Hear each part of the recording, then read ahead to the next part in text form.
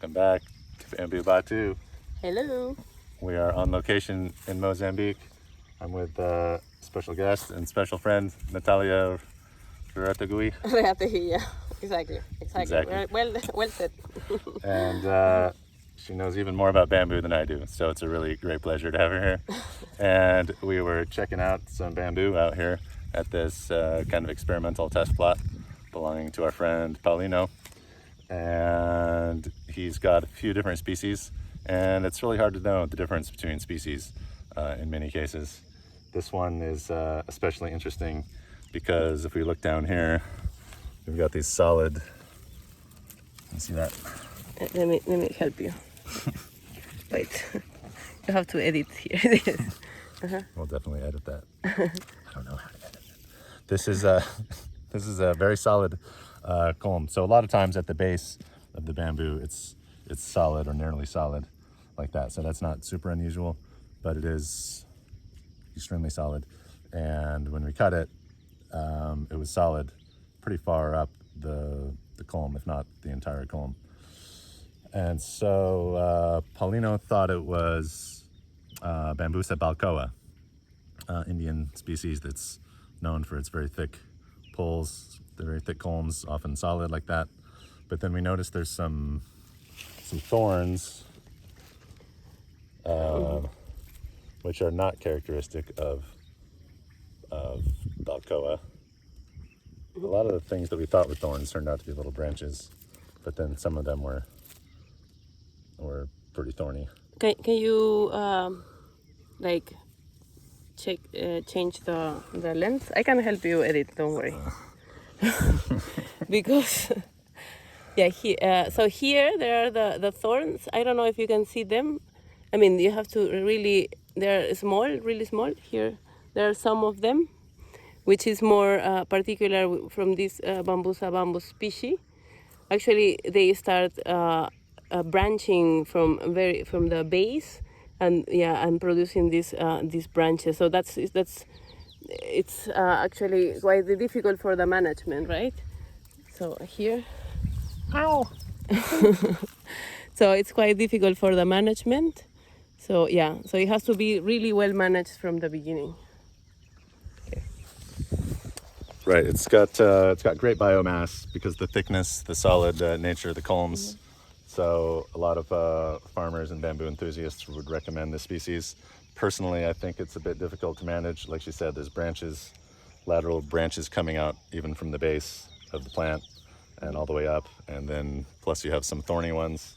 So when it comes time to harvest, it can be a real challenge and a real mess. Yeah, and maybe it's worth like for your viewers that have this species to start recognizing the calm leaf. I'm sorry for my hands, but it's part of the job. So the calm leaf is a very important organ to identify bamboos.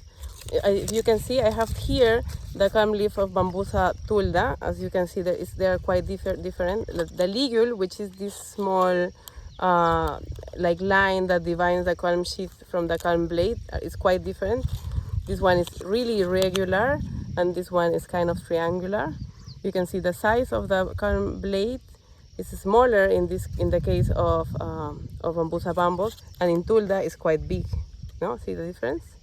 And then this one, like it's not complete, but this one normally has auricles, which are like small ears, and this one not. So yes, so please check out always your calm leaves. They're really important organs for identification.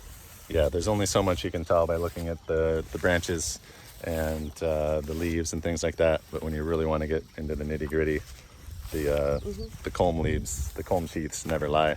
So there's another species over here, another plant. Whoops. And we weren't sure what it was, but I think this one turned out to be Bambusa bambos as well, right? Yes. The thorny one, so the same one we had before, which turned out not to be balcooa, but Bambusa bambos. But then there's another one over here, which is a different species. This one looks like it's maybe not getting enough TLC over here. So this one, if you check out this is the calm leaf, and if you see it, then you can see here the auricle of the calm leaf. This is an auricle, and this is Bambusa tulda. As you can see here, there's a lot of branches, and the size of the leaves are quite smaller than from the other one, and also the diameter of the column is smaller, and also it's kind of yellowish. All of them, I mean, they can be also green, but they always tend to be kind of yellowish, no? And what else? Yeah, the calm leaf is quite a good Indicator. indicator, exactly. Yeah, and the size. If you compare both of them, you would see like the obvious differences. Like in situ, no? And that's it. That's Dendrocalamus hamiltoni. There's more species over there, but that's an extra walk. Maybe we'll get to that next time. Fascinating exploration here today. Thank you, Natalia. Bye, friends. Bye, been- friends of Fred. Fred's friends. We'll see you next time. Thanks a lot. Don't forget to like and subscribe and all that stuff.